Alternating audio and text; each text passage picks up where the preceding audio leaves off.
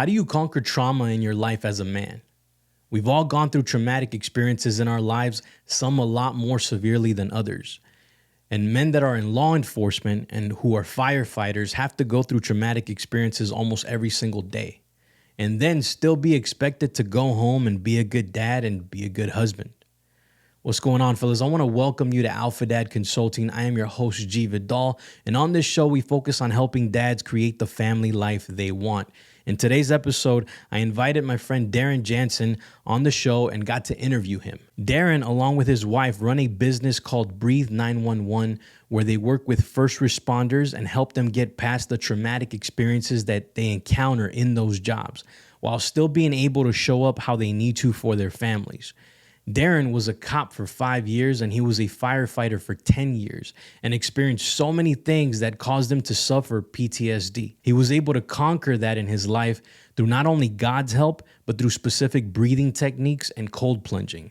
And now he and his wife teach other men and women in these hard fields to do the same thing. I am honored to bring him on as a guest, as not only is he a good friend, but more importantly, he is a good, solid man that leads his family with vision and purpose, a great husband and father. Please enjoy this conversation as Darren shares his story and drops his wisdom around fatherhood that we should all take note of and plug into our own lives. Let's go.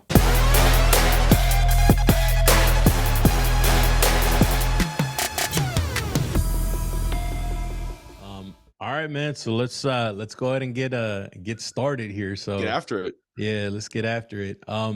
So I wanted to talk a little bit about Breathe 911, the organization, like the mission, everything behind it. I know that you shared some of your story with me in terms of you being you were a police officer for 5 years, you were a firefighter for 10 years, right? And I think you said it was like a couple years ago that you kind of left that profession.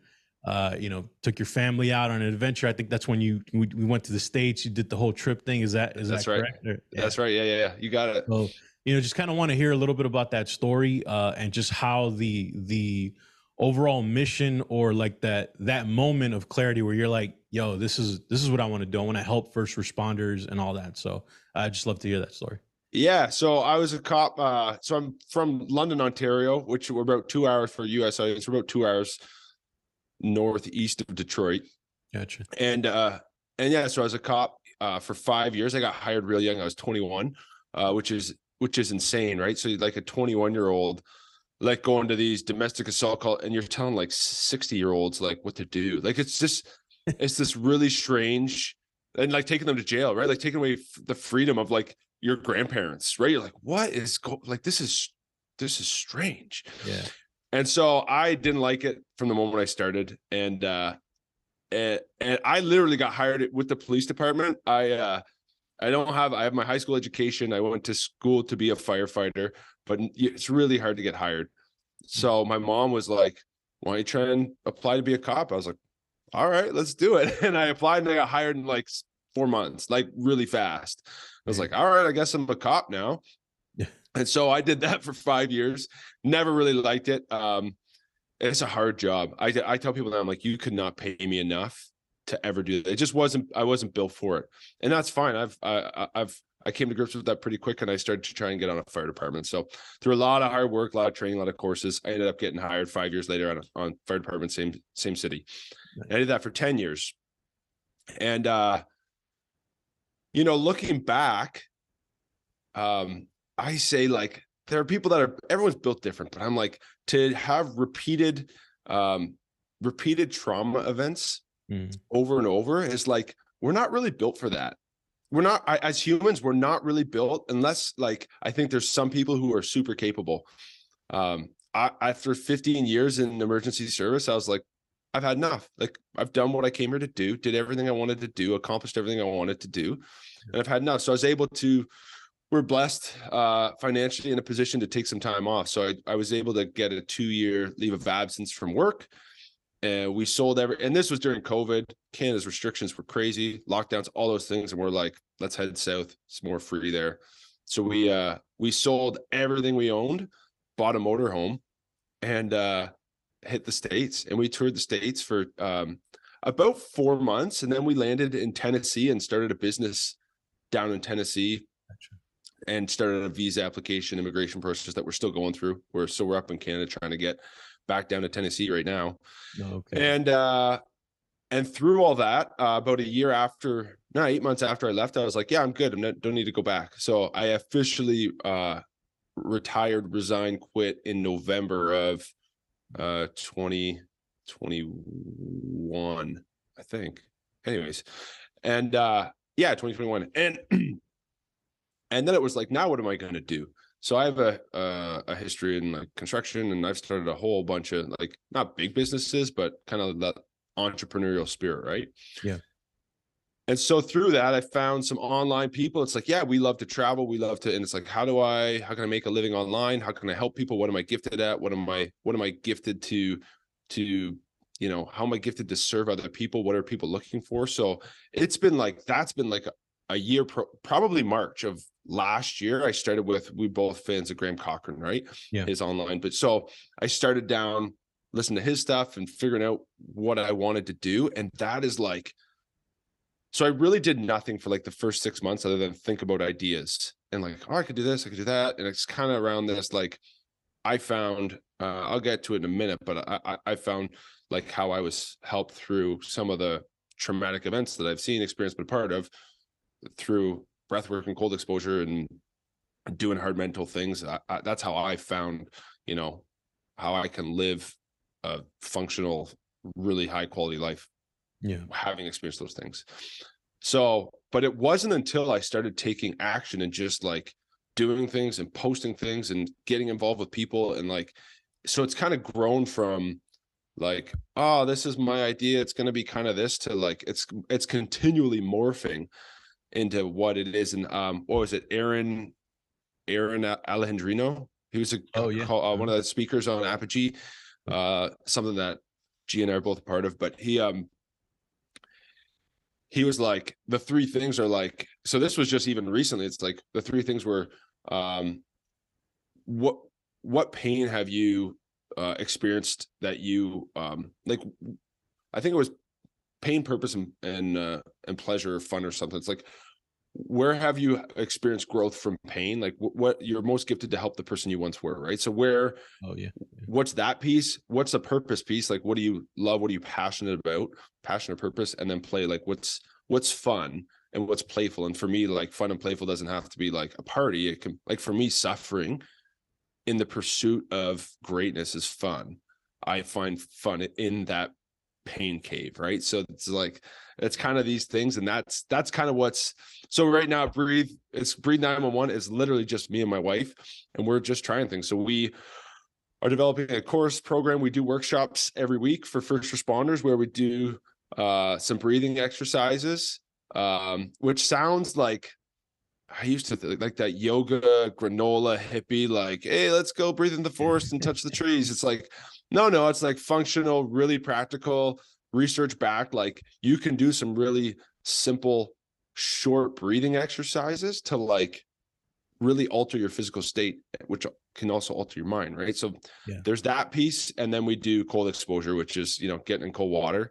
And that's just the mental game. Like, it's so fun to see people for the first time get in and they panic for like 15 seconds. And that's just like, control your breath, control your mind, control your exhale. You control your breathing cadence, your rhythm, your volume. And then all some people are like, okay, this sucks, but I can stay here.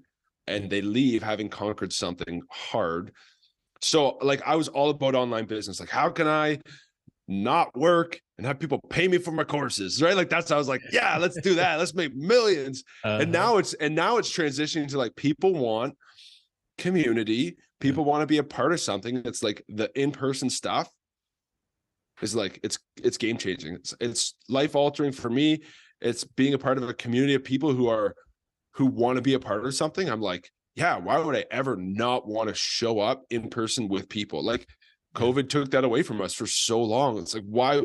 So there will be an online component to it for sure. And there'll be an online courses, coaching sort of stuff where I'm actually signed up for, do you remember, we're on that Mark England call, the Enlifted? Oh yeah. The Enlifted. So I'm starting in a week taking his course to like, it's the victim mentality stuff. And right. So because I'm interested in the Apogee affiliate stuff. That's kind of, and I think that's helpful for all that. So anyways, long story short, I know I'm talking forever, but yeah, so at Breathe 911, like we're literally just trying to help first responders like live a better life, and we're literally on the go figuring out what that looks like for everybody. So what I thought that was and what it was going to look like 6 months ago has shifted and for the better. And so yeah, we're trying to go mobile and go actually to different departments and different services and actually go and do like events and workshops and little mini 2-3 hour things, and just helping serve people, right? Serve the most people you can. And yeah, that's where we're at, man.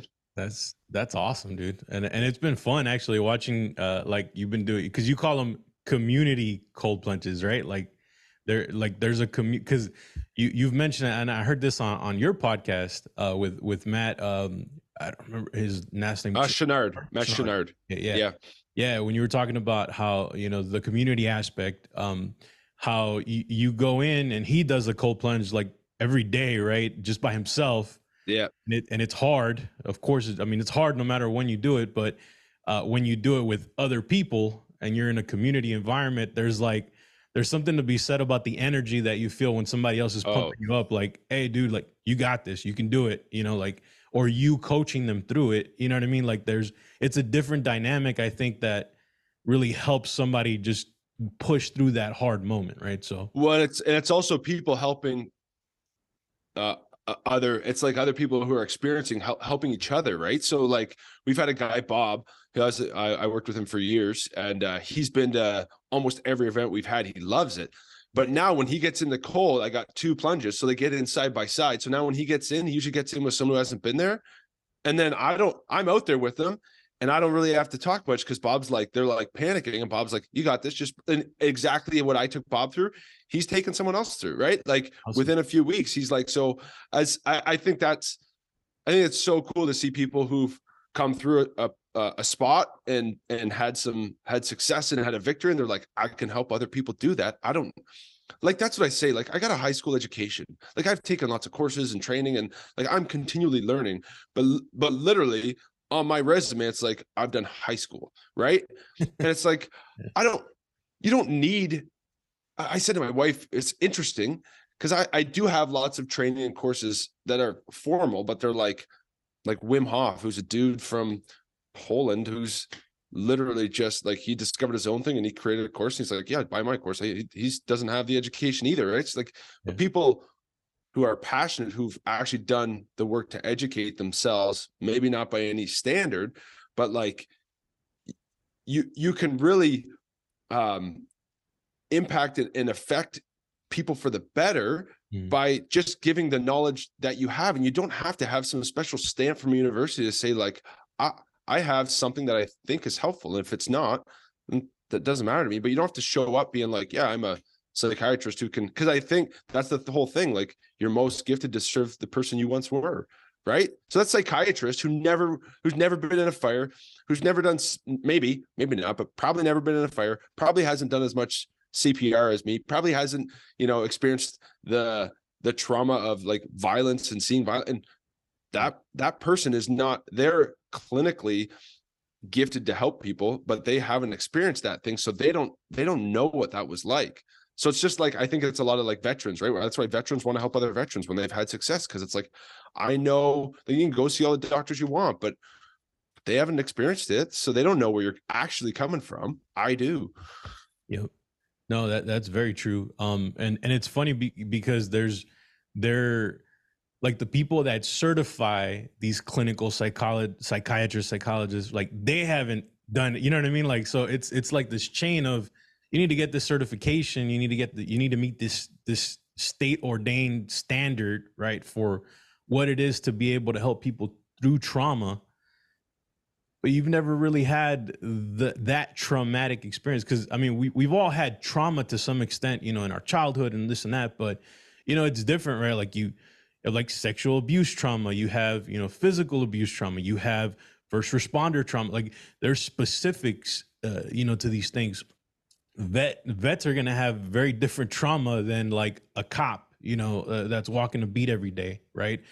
Um, so it's just, yeah, man, like each one teach one, right? And then we go help each other. Like Heck that's what yeah. it is, man. Like we can't, we get so caught up in how we've been instructed throughout our lives. We've been told that this is the way things are supposed to be, that we got to rely on these experts, these certified experts and all that. Business coaches that have never started a business, don't even know how to do marketing online, right? Like, or anything.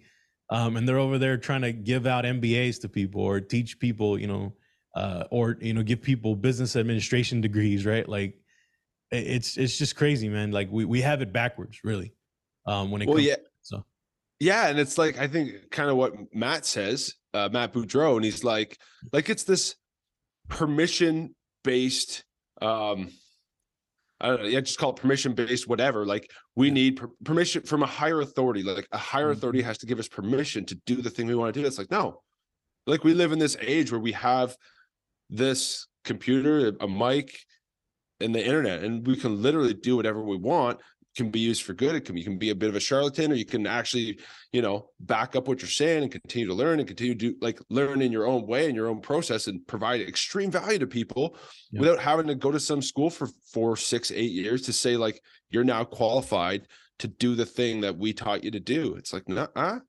Yeah. Some like if someone's giving me, if I'm getting surgery, yeah, I probably want that guy. And if I'm trying to do something that's different and unique and out of the box, it's like, no, I want the guy who figured that out. I want Yeah. the guy who figured out what I want. And that's why I love like Graham Cochran and Amy Porterfield and like Dave Miletz and all those in the business world. It's like, yeah, because they've done it. I see that they've done it. Yeah. Yeah. So And I think for me, what's very like what attracts me about those individuals too is not only have they done it, but they've done it in sort of an ethical way, right? And yeah, they're also, at least from what we can perceive, right, from what they show us, essentially, they seem like really good, genuine human beings, man. Like, they're just good, genuine people. right. And that's the thing I think that draws me in, right, with those types of individuals, and it makes me want to engage with their things, and that there's a genuineness to it. So Yeah, and that's where we're coming at it from, like because this is like it's also the business side of it that we're trying to actually make money, run it, help people, serve people, but you have to also be open to receive. Like I run these workshops and I don't charge anything, and some people have tried to pay me like, no, that's fine, no, I'm good, I don't need anything. It's like, oh no, like I should actually, like you should be open to receive if someone wants to give you something because they find value in it, right? yep. And that's how that's how money flows, right? It comes in, goes out. You got to be open to being the gate in to also be the gate out. Yeah. I forgot where I was going with that point, but anyways, I lost my train of thought. No, you're good, man.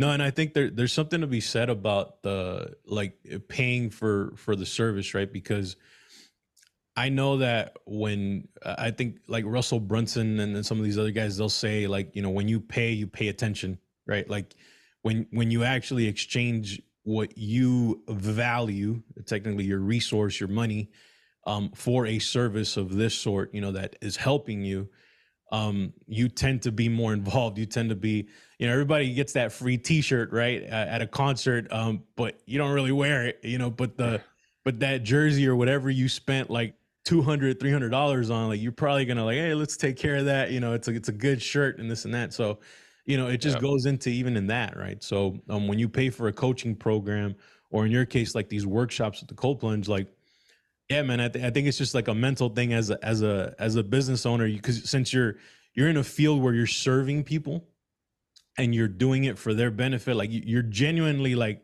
yo, I'm here for you. I'm trying to help you, and I genuinely want to help you. So I really don't feel right taking your money because, this is not about money. It's about you. But there's like you said, the business side of it. Like you should be willing to charge, and it should be even an act of service to charge, to say like, hey man, I'm exchanging this value and I'm still going to want to help you. Like I still genuinely want to help you, but I also, need to, I'm spending my time, I'm giving you value, right? So there has to be some sort of exchange there, just for it to be fair and for you to I mean, you're making a living off of it, so you need that, right? So Well, and I think the other piece, just as I'm thinking about it, is also, and it sounds cliche, but I mean, I have a big vision. Like eventually there's a big vision, yeah, but I can't accomplish that with the money that I've got, right? So you paying actually helps, like you're helping the next people that want to experience it and want to experience it in a different, bigger, better way, right? So it's like we can't grow if we're losing money every year. How do you grow? How do you make it bigger? How do you make it better? How do you make it more impactful? It's like you can't. yeah. No, absolutely. Have you listened to or watched anything from the channel called The Future with Chris Doe? No. No, dude, Oh, I'm you're gonna gonna send, get. I don't need any more pot. bro. I love it. I love Yo, it. I gotta send you this because Yeah. it's funny, like what we're talking about right now. This guy Chris Doe, like he owns it's pretty much a graphics logo design company and this and that, but he's such a masterful like salesman, where he does it in such a way, man, like where you kind of want to give him money. You know what I mean? Like it's crazy, but he talks a little bit about like sales psychology and like pricing psychology and all this stuff. And right now he just did like a 5-part, sprinkled throughout every week. Like he'll release something. And I just got to send you a couple things from them. Like I'll Yeah. text it to you, but yeah, I think you'll like it. And I think it'll kind of speak to what you're talking about to get you more into that. Like, yo, like I should be okay with charging, right? That kind of Well, mentality. and even and even chart, and then it's the charging part, and then it's like charging what it's worth after that, right? Hmm. And so there's a guy out in British Columbia on the West Coast doing kind of some of the stuff that I'm doing. And then I talked to him. He's a super, super generous, nice guy. His name's Kyle Stubbs. He's helping, firefighters and cops out in the West Coast. And Gotcha. he's like, and he did the Unlifted thing, and he does some like victim mentality, soft word talk that we talked about. He does some of that with his Mhm. coaching clients. And he's like, I had to raise my prices to an uncomfortable level. He's like, he has mentors and coaches in the field. He's like, they're all like, it's not enough. He's like, it was so uncomfortable. So like, he's got an 8-week group coaching thing. It's like $1,500 to, and I'm like, yeah, that's a good amount of money. It's the same thing, right? Yeah. When you pay attention. And he's also like, it's worth it. Like it is worth it, but it's just hard to say that what I'm providing is worth that much. So it's even like, as I'm coming out with pricing, it's like, oh, I want to charge like as little as possible, so as many people will say yes and experience it. But it's also like everyone who's gone through it and has been through it is like, it's super impactful and powerful to them. And then you got to pay attention to that to say, no, it's worth a good value exchange. And I struggle to be like, and I had some pricing done and I'm like, I just knocked it all down because it's like, it's probably some like imposter syndrome. It's probably some Yeah. like, you just don't want to seem greedy, but it's like you gotta charge what it's worth. At some point, you got to figure that out, right? Yeah. So No, of course. it's an interesting struggle, right? To ask for money. It's hard. Yeah. Yeah. And I think, and honestly, man, it's gonna be like anything else, right? Like the reps, right? Like you have to go through it. And I Yeah. think the more you do it, like the more comfortable you're gonna get with it and all that. So yeah, man, I'm looking forward to seeing how you tackle that and how you progress in that. That's gonna be cool Yeah, to see that. yeah, man.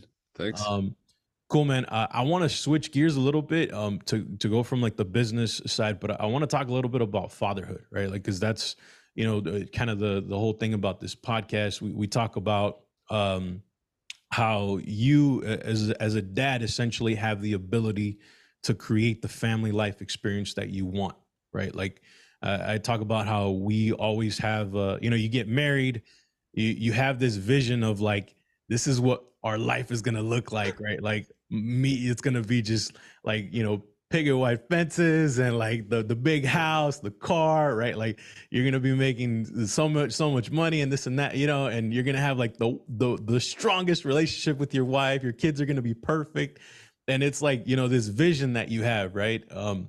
But I think that we as dads, like being leaders of our home, being leaders of our family, like we have uh, the ability to create an experience like that, right? whatever we want that to look like, we have input to make that possible. So what I want to do with you, you know, because not only are you killing it in business and trying to do that right now, but you're also a phenomenal father. You're also a phenomenal husband. And I want to talk a little bit about kind of go back to the beginning with your dad, you know, and kind of what your experience was with your dad, your relationship with your dad, and how that kind of had an impact on you and sort of the man that you've become. If you wouldn't mind sharing some of that, so Oh, hell yeah. I mean, my dad's amazing. I grew up super fortunate. that's He worked a lot when I was young. I didn't even know what an MBA was, but he got his MBA. I was probably, when I finished, I was probably like 12 or 13 something when he finally graduated. He did it over a number of years. gotcha. And I didn't even know he was doing that at the time, because he always, one thing that I found with my dad is he always made time growing up. So I played hockey growing up. And so he'd wake me up for a Friday. I remember Friday morning practice was at like 6 a.m. before school. So he'd wake me up at 5. We'd get ready in the car and he'd drive me in the winter to practice before. And then he'd have to go off to work and he wouldn't be home till 6 o'clock at night. And at 6 o'clock at night, he'd still have time for me, and he'd have he'd have time for all my interests. So one thing I know about my dad is that really impacted me was he always had time. He always had time to be interested in what I was interested in. And I think he gave up a lot of things that he might have had interest in to make sure that I have 2 siblings. I'm the youngest, but always had time for what our interests were. Nice. And then he's a super, both my parents, my mom and my dad, they're servants at heart. So like, I don't know why this story sticks out of my head, but I was probably 12 or 13. And one of my mom's friends came over and we were washing, my dad and I were out washing the car, and she came and parked on the road out front of the house and went in the house, and dad's like, let's go wash her car. It's like, huh? It's like, yeah, let's go watch. And I just remember we washed this lady's car, like it was the spring. So like in Canada, it's salty and sandy roads and the cars are a mess in the spring. Mm. And we washed her car and like, didn't need nothing for it. Didn't need praise. But like just a way to serve somebody else that's unexpected. That's like, yeah, we're doing a thing. So 2 things that my dad really exemplified for me.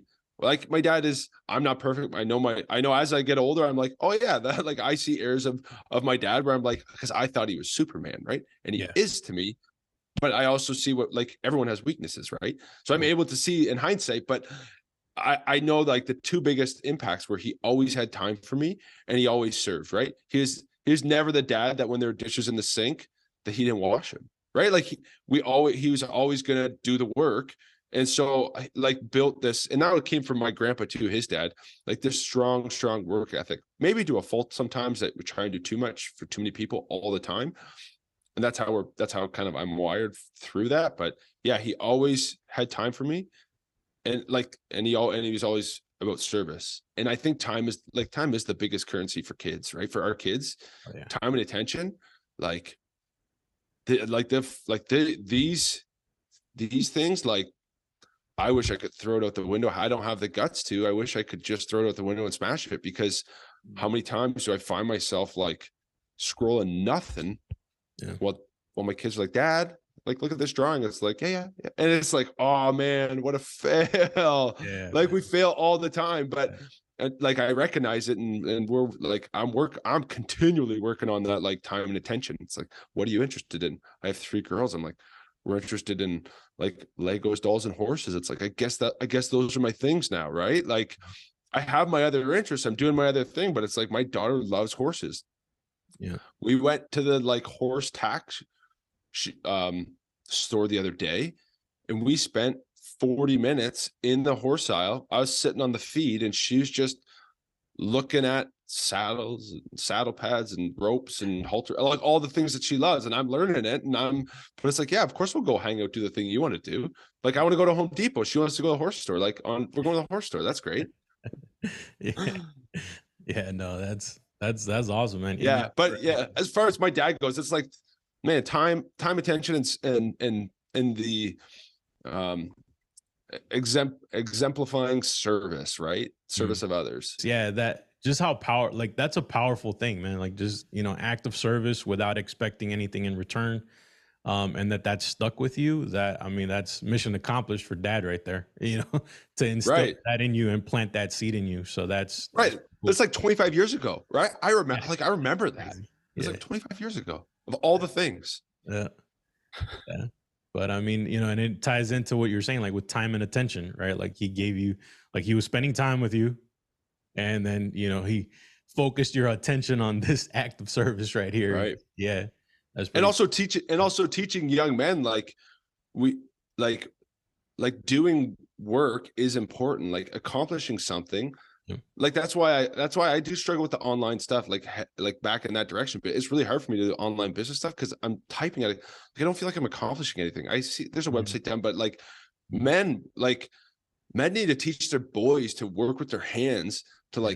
do something. So the garage was a mess, and now we go in and it's clean because we hung out and we spent 2 hours taking care of business, right? And it's this technology, it's so good and it's so destructive at the same time. Because yeah, I love the idea of dads teaching their I mean young boys and girls too to serve people and accomplish something. I hate going and I love having coffee. I love coffee, but I cannot do many coffee meetings. I'm like, let's go for a Mhm. run. You need your garage clean. Like, you want to hang out? Let's make a pot of coffee and let's clean your garage. Like, let's do something with our time and our bodies. Like, we've been given these bodies. Let's stop sitting around and talking about life and let's go do life, right? Yeah, no, that's a good perspective. So let's go over now. So you talked about your dad, and I want to switch over to you, right? Like becoming a father. You're in the delivery room. Your wife just had your first daughter, right? Your firstborn. You're holding Right. her for the first time. What's going through your head? Like, what's going through your head? What are the emotions? Like, what's going through Darren's mind in that time? Oh man, it's like where's the instruction manual? Right? Like, that's literally, we're like, this is insane. Like, we have a human now that we what do we do?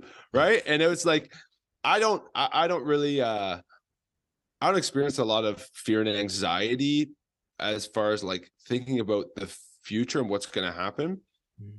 I probably have more fear and anxiety over the past that rather than the future. So I don't really actually worry about the future too much. But yeah, I was pumped to be a dad, and I was pumped to have a girl, and we were excited. It was a long journey for us to become parents. So I was excited and I was nervous, and I was also like, it's that idea of having a girl and having I immediately had the thought like, okay, I got some areas in my life that probably don't meet the standard that I would want her to find in a husband, right? And I'm like, okay, like, time to get to work, time to work on these things. So it was an introspection time. It was like, oh yeah, this is amazing.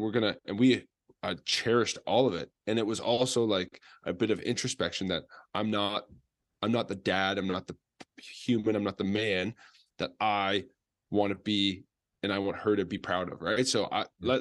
let's and that is still true today, right? Like, that is still true, and that will probably be true for the rest of our lives, because as we're chasing perfection, we'll never attain it, but we're Yeah. chasing it. So Yeah. No, that's cool, man. Yeah, that moment is definitely an oh, I enlightening remember it. moment. Like, There, I can go right there right now, right? Like, when you said that, I'm like, oh yeah, I'm there, right? I remember it exactly.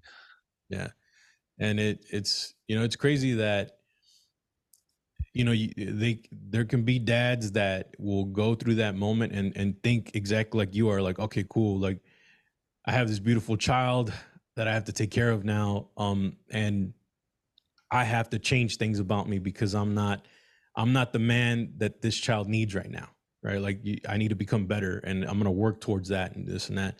And then there's other men that they completely just they go to fear, you know what I mean? And they're like, oh wow, like I don't deserve the baby, I don't deserve this, I don't deserve this family, and then they just go self sabotage and just they're not present. They drown themselves with work, right? Like they drown themselves in areas, or it could be a bottle, it could be whatever, whatever vices that there are, because they don't feel worthy of being the dad, or of being in the child's life, of having the family and all that, because of whatever it is, right? Past trauma, or and it's just, what do you say to like men that are maybe about to become fathers, right? And are kind of having those thoughts, like they're scared, they don't know what's going to happen.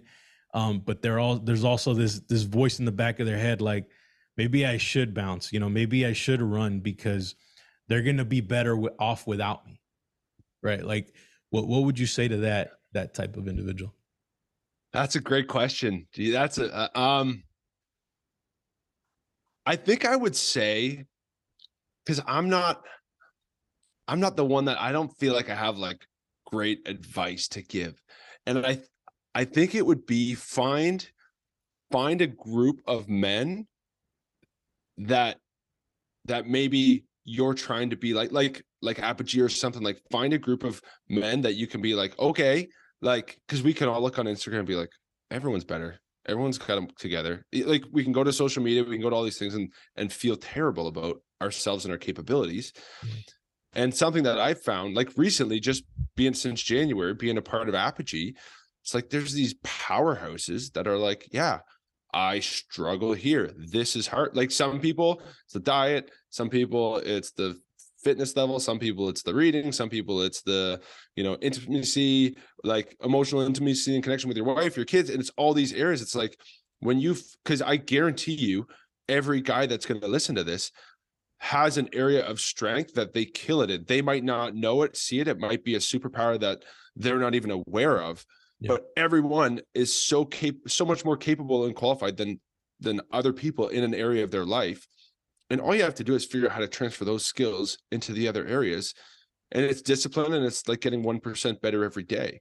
And if you don't look at I think also, if you're in that moment and you're like, I think you just want to look down the road and be like, what is possible? If I make some small changes and I just compound those things, what could my life be like? And then it's fun. And then it's just finding like the people to be around that are going to hold you to that standard. Cause you can't do life alone.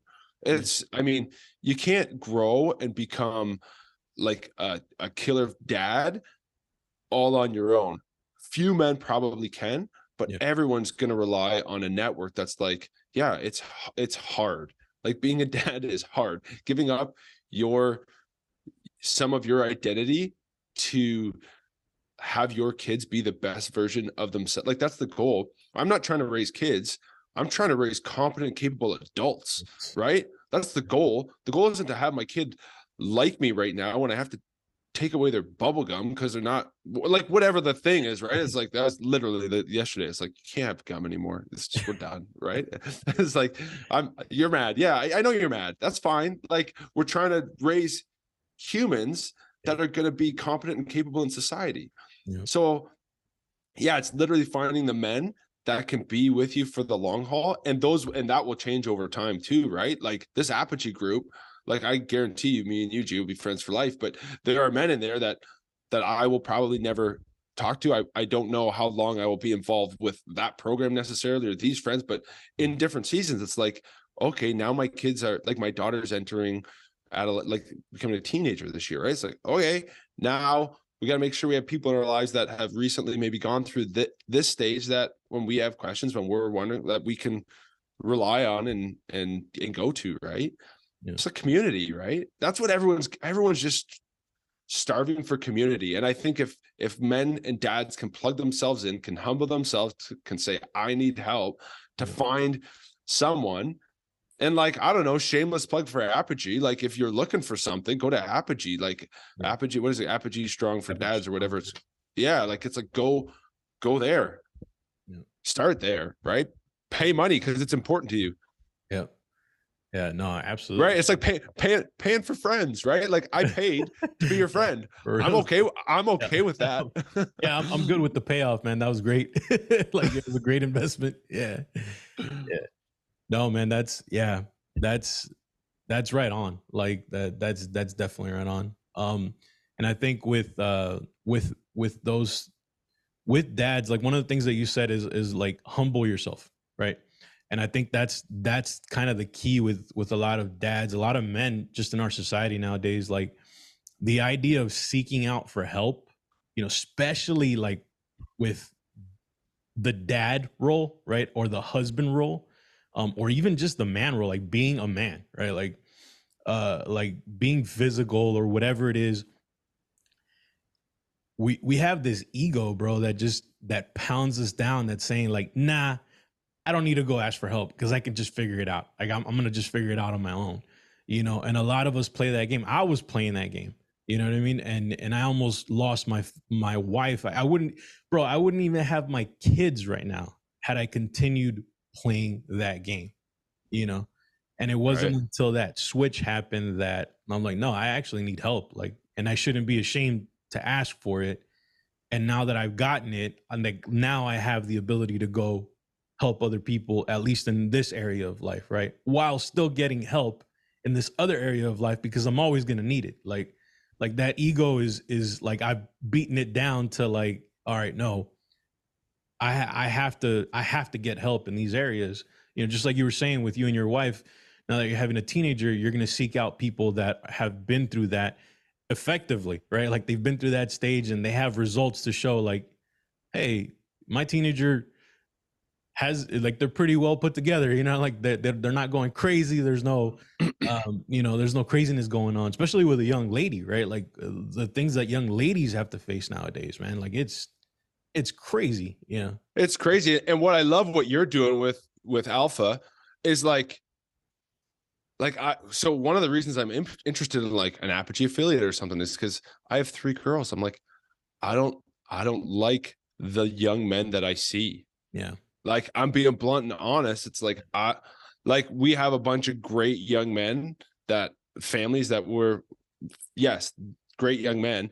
When I look out into the world, I'm like, I don't like the young men that I see. I'm not pumped about my daughters going out there and finding a husband out there. And it's like, okay, like I love what you're doing, because it's like, yeah, we're gonna create young men that are worthy of young women who are worthy, right? Like let's just arrange some marriages here, sort of thing, right? but Yeah. that's what I'm saying. Like I love what you're doing with Alpha, because it's like, yeah, there's somewhere that you've been that you can help dads create. Like you can't fix the problem of young men until you fix the problem of those that are raising them, right? Yeah, exactly. And that's where you're coming at it from. Like you can't fix our society's issues by fixing the generation that has the problem. You got to fix the generation that came ahead of them. That's gonna pour into them, right? Yeah. No, man, that's absolutely true. And that's definitely the mission, man. Like if you have the dad that can get himself together, right? Like introspectively, like can not be ashamed of asking for help, getting the help he needs in whatever areas, whatever capacity he needs it, and get himself into a position where he's got things dialed in. I mean, he's not perfect by any stretch of the imagination, but he's got things dialed in. He's got the family thing dialed in. Now I think you have the ability to, like, now you have a strong marriage, right? Like now you have strong bond with your kids that's unbreakable. And then that feeds into society at large, right? Like Right. the more people, that's why I love the Apogee group, bro, because it's just doing this thing for like almost 2 years now that I've been kind of, meddling in the space of like the man family, the dad space. I've really felt alone. Like, I felt alone in the mission. Like in my head, Right. I'm like, dang, like I'm over here working, I'm writing these things, I'm doing these videos, putting out these podcast episodes. And I'm like, but do I really know what I'm talking about? Is what, because I know it's worked for me, right? And I have results in my own family because of it. But like, where are all the other guys, in this space? And it took me a while, honestly, to find like Matt, to find Ryan Mickler and Order of Man and all these guys, because like I wasn't really looking for them, and I just kind of stumbled upon it. And it's funny because it came after I had already started what I was doing, right? Like that's when it wasn't like I found them first and then decided to do it. It's just I found them after, and I'm like, oh man, like there's people already doing this stuff, and I was learning so much from them, and now I'm learning, like now even just having a connection with Matt, bro, like Matt Boudreau, like it's crazy. Like I never would have imagined that to even be a possibility, right? But this is definitely like where I need to be able to connect with men such as yourself, such as Matt, such as all these other guys that are striving for that same mission. And then like I really believe that this is gonna make a huge impact, bro. Like it's just there's no way it's 100%. not. You know what I mean? Like we're gonna make a dent in the world in some capacity, and it's gonna be felt. Yeah, it's amazing. Well, So and I think to your point, even all those guys that you found, it's also like it raises your game, right? When I see that, like Matt will, like when I see his level of commitment and connection and his passion, and I'm like, how does he, like, I I messaged him and I'm like, how do you do this? Like, who do you got? Who's answering all these texts and email and comment? Like, who's doing that? He's like, it's me. I'm like, nah. I'm like, there's no way. I'm like, how do you shift from task to getting like, because just so everyone knows, like Matt will respond. yeah, Like if he hasn't responded in like 2 hours, something's wrong, right? yeah, I'm like, I don't get it. Because I know there's like the guys of Apogee, and then I know there's like just like probably regular Instagram, and then I know there's all of his friends yeah, and like people he connects with. the kids, like the young And men. then there's the kids, and then I know he's just starting another group in April, and It's, I don't get it, and I'm like, yeah, it's friggin' possible. So so that's the other point that your earlier question is like,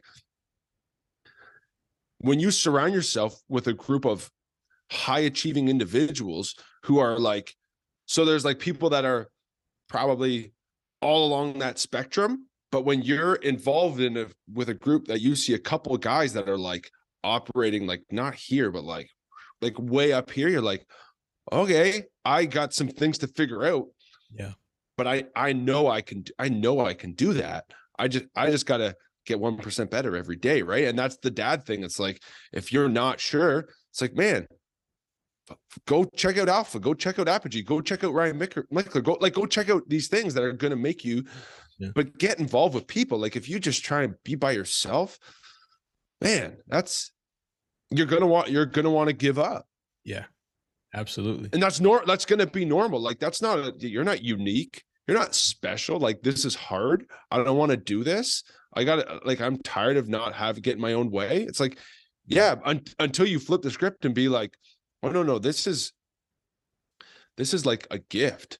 Like there's a guy called I forget his name is Superhuman Fathers or whatever, same sort of dad Okay. program, right? But he's like, when my kids don't do the dishes, I do them. And then I go and say, hey guys, you left dishes in the sink. And they're like, oh, we'll get him. He's like, I already did. I got all the points today. You guys missed an opportunity to serve your family, and I got it. Thank you. I'm going to get it again tomorrow. You're not going to take any work. I'm going to get all of it for myself, right? And it's a bit of an extreme take on it, but it's also like, yeah, there's extreme value and pleasure and from getting to serve. Once you flip it from being like, this is all about me and my wants and needs, to like, no, serving my family is the mission, and that trumps everything else. Yeah. And there's and like, it's not every day that you're like, yeah, I want to clean up the house and I want to help, and I like, you don't always want to, but when you start to just build that habit of like, no, I get to, and you're not going to beat me to it. There's no, like, that's Matt gave us that, like, I was on a run trying to do a recovery run, and I ran, like, I was sprinting because he's like, you will not beat me. You will not outwork me. I'm like, wow. Yeah. Like to say to a bunch of high achieving individuals, like, I'm number one, you won't beat me. It's like, yeah. okay, game on, right? Like, Yeah. I mean, and someday, there's no other way to respond to it. Like, it's right. like, all right, yeah. And some days you want to beat them, and some days you're like, I'm tired, right? Yeah. It's like, okay, like, get to work. Yeah. Yeah, Yeah, no, man. It's definitely all of that. And it's funny because I actually sent him a message asking him the exact same thing.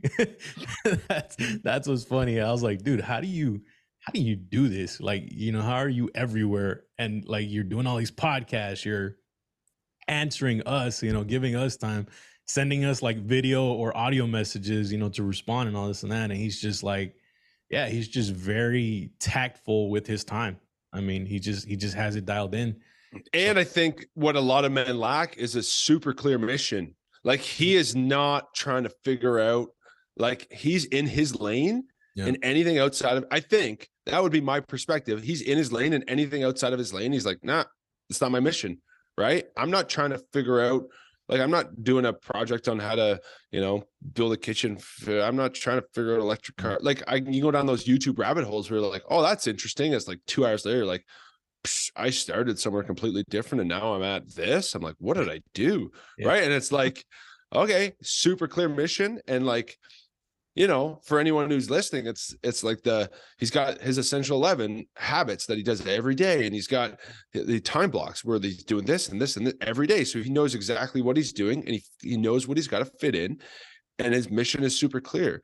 So my mission is still not, I'm working on it and I'm working on all the time blocks. Like my mission, because this thing is evolving, it's like it's not super clear, but it's becoming clear. And I can see where, like, people who come to the events, it's like, okay, I got to audio message them. Like I got to send them an audio message thanking them when they're done. Right. And it's like, how do you really impact people and like actually care for people and actually make them feel seen and heard?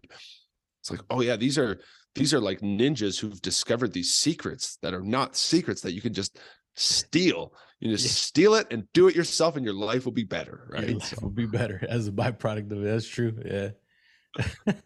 That's awesome, man. Yeah, man, we could go on talking about man for like days, right? Days, man. I'm looking at the time. I'm like, holy smokes. I thought it'd been like 20 minutes. Yeah. That's crazy. Yeah, no, I want to be respectful of your time. And I did want to ask you just like a final question, as sort of like the ending question. So the concept of like alpha dad consulting, the alpha dad model, I took the alpha purposely, kind of like Matt Chenard shared with you, is, the idea of being a leader, right? Like alpha is a leader. And dad to me is sort of it's an eternal role for me. I look at it like that because you can never be, you can't have ex son or an ex daughter, or you can't be an ex dad, right? You can be an ex husband or have an ex wife, but you're never going to get rid of that dad role once you become one. With the purpose of creating more alpha dads, more dads that are leaders out there, right? What would you say is like a key quality that you attribute to making a dad a good leader? I think I would have to go back to time and attention. Okay.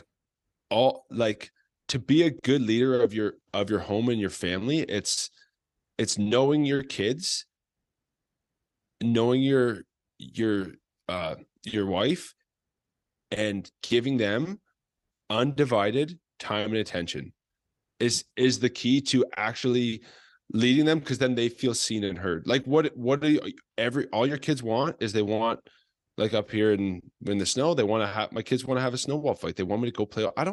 I hate the cold, but that's what they want to do. And so that's what we're going to do. Right. So I guess it's the sacrificially giving of yourself to it doesn't always have to be a sacrifice. It's not like I'm begrudging. Like I love it and I get out there, but it's giving your kids time and attention. And I think to tie it into the leadership role part is to earn their trust and respect. So you cannot lead someone that they don't have any trust or respect for you. So how do you gain trust and respect? Through giving them undivided time and attention. Yeah. And then you can lead them well once they trust and respect you. But if there's no trust and respect, then when they reach teenagers, they're going to realize that you don't know what you're talking about, and you haven't earned the right to say to them, no, we don't do that. Like that's not what we do in our house, or that this is what we do. This is a mark of our family, and these are the characteristics of what we do as a family, right? Yeah. So then they're bought in because they've seen you live it out and they've seen you be a part of their lives, right? I think going back to like the digital world is so easy to steal our time and our life away to nothingness, right? Because it all fades to moth and rust, right? Yeah. And it's funny because that's the biggest thing it takes, like our time and attention. right? Our time and That's what it takes. is what it takes. It takes exactly what they want. Yeah, it takes exactly what they need. Yeah. So yeah, it's crazy, man. Yeah, I love that. That's awesome. Yeah. Dude, thank you so much. Bro, Awesome. this is amazing. I loved it. Yeah, Thank you for having me. I appreciate you having me on. That's thank you so much. Yeah, I can't say enough. Thank you so much. I appreciate all the things you're doing for dads. I think it's amazing. Yeah, man. Yeah, brother. All right, man. Well, I'm gonna send you that Chris Doe stuff for sure. Yeah, man. Yeah, for sure. I do that. But we'll connect soon, man. I truly appreciate you coming on. So thanks. I love you, brother. I love you too, man. I'll catch you later. Bye. Yeah, all right, my fellow Alpha Dad. I hope you enjoyed that interview with Darren Janzen. I'm gonna link up all his info in the description below. Please go check out his content and everything he's doing over there with Breathe 911. I'll catch you on the next one.